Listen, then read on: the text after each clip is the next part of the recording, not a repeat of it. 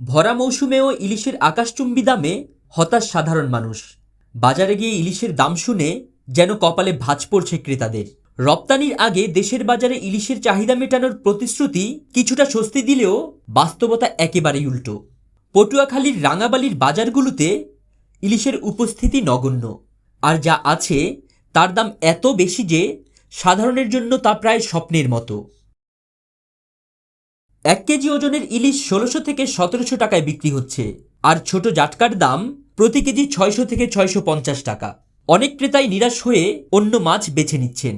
একজন কৃষক বাজারে গিয়ে হতাশ হয়ে ফেরার সময় বলেন, ইলিশ কিনতে এসেছিলাম, কিন্তু এত দাম দিয়ে কেনা সম্ভব নয়।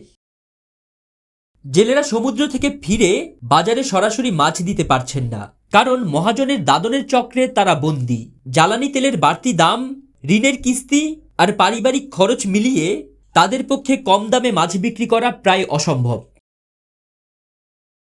তবে আসার কথা, শেরেবাংলা কৃষি বিশ্ববিদ্যালয়ের ফিশারিজ বিশেষজ্ঞ মীর মোহাম্মদ আলীর মতে, বৈরী আবহাওয়া কেটে গেলে হয়তো পরিস্থিতি বদলাবে।